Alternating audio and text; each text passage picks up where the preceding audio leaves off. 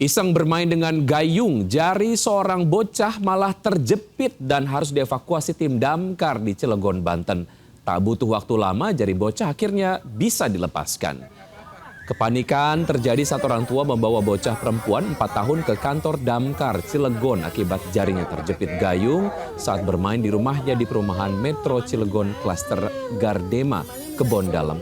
Orang tua korban panik karena jari anaknya tidak bisa dilepaskan meski sudah diberi sabun.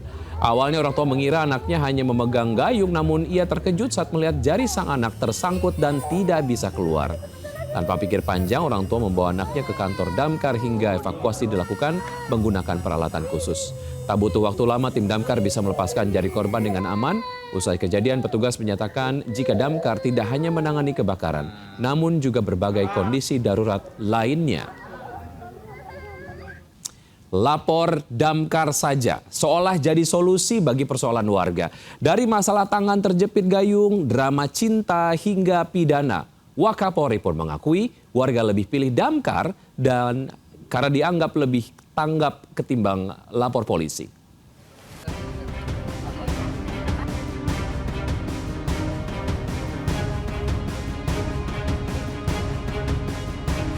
Apapun masalahnya, damkar solusinya. Jargon yang kerap disebut-sebut warga itu mungkin ada benarnya. Meski bukan petugas keamanan atau polisi, faktanya banyak masalah selesai cepat di tangan damkar. Mulai dari menolong anak terjepit, evakuasi lansia sakit, mengevakuasi ular hingga tawon Vespa, bahkan jadi tempat curhat warga yang terbelit masalah cinta dan pidana. Juni lalu, seorang ibu di Bekasi, Jawa Barat memilih lapor damkar setelah mendapat kekerasan dari suaminya. Sang ibu frustasi lantaran laporannya di Polres tidak ditanggapi selama berminggu-minggu. Warga pilih lapor ke damkar daripada ke polisi lantaran damkar dinilai lebih tanggap dan kasih solusi cepat. Hal itu diakui Wakapolri Komjen Pol Dedi Prasetyo saat bicara di DPR. Optimalisasi pelayanan publik berbasis digital adalah 110. Ya, saat ini masyarakat lebih mudah melaporkan segala sesuatu ke damkar karena damkar quick response cepat. Dan dengan perubahan optimalisasi 110, harapan kami setiap pengaduan masyarakat bisa direspon di bawah 10 menit.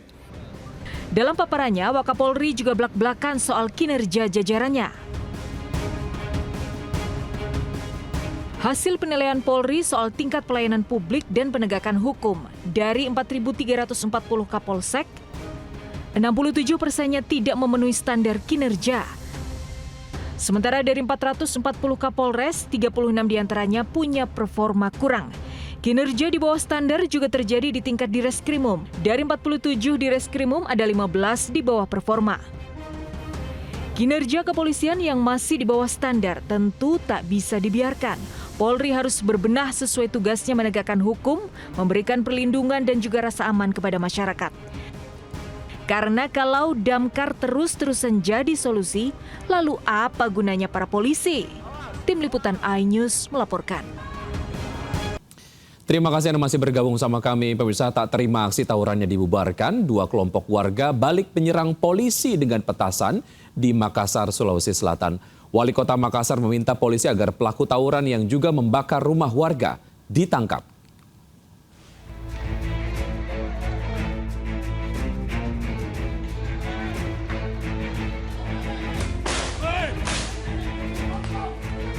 Bubarkan aksi tawuran 2 kelompok warga di Kota Makassar, Sulawesi Selatan.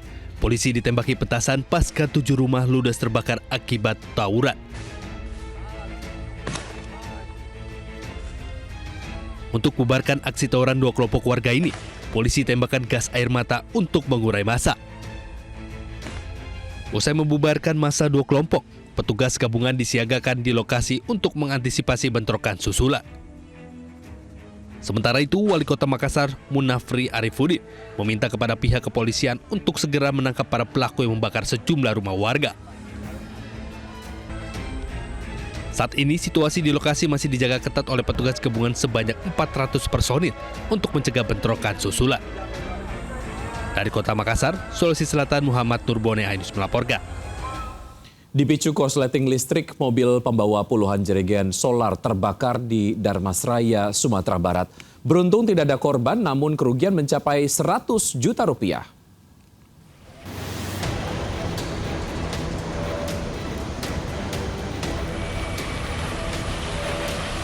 Kobaran api dengan cepat menyala dan menghanguskan satu unit mobil yang tengah melintas di kawasan Bendungan Batu, Bakawik, Nagari Koto, dan Ampek di bawah Kabupaten Darmasraya, Sumatera Barat. Banyaknya material yang mudah terbakar membuat api semakin sulit dipadamkan dan semakin membesar.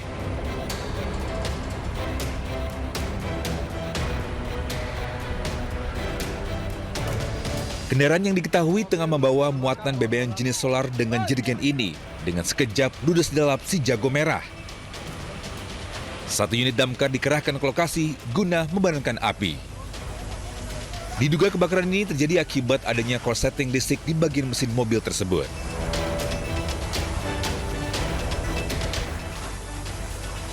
Beruntung tidak ada korban jiwa dalam peristiwa ini, namun kerugian ditaksir mencapai 100 juta rupiah. Dari Kabupaten Darmasraya, Sumatera Barat, Budi Sunandar, iNews melaporkan. Jalanan rusak, warga harus menandu jenazah sejauh puluhan kilometer untuk dimakamkan. Usai jeda berikut tetap bersama seputar iNews Siang.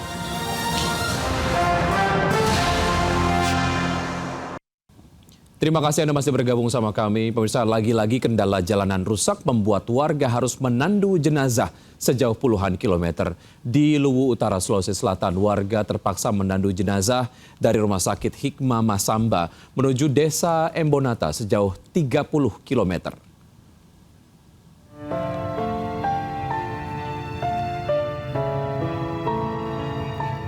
Puluhan warga berjuang membawa pulang jenazah Nur Naim yang menghembuskan nafas terakhirnya di Rumah Sakit Hikmah Masamba. Jarak tempuh yang cukup jauh hingga mencapai 30 km dengan kondisi jalan yang berlumpur, keluar masuk hutan membuat warga saling bergantian. Upaya ini dilakukan karena tidak ada pilihan lain. Akses dari Masamba menuju Seko tidak bisa dilalui menggunakan kendaraan roda 4. Sementara biaya pesawat perintis untuk membawa jenazah cukup mahal.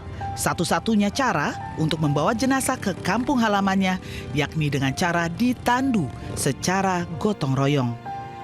Kejadian seperti ini bukan kali pertama terjadi. Setiap kali ada warga asal Seko yang harus dikembalikan ke kampung halaman, satu-satu cara yang bisa dilakukan yakni hanya menandu sejauh 30 kilometer.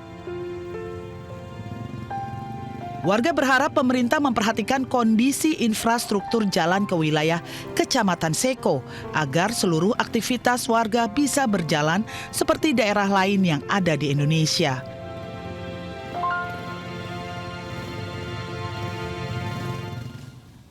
Kami akhiri jumpa kita siang hari ini. Saya Wiki Adrian bersama tim yang bertugas undur diri. Tetap semangat dan sampai jumpa.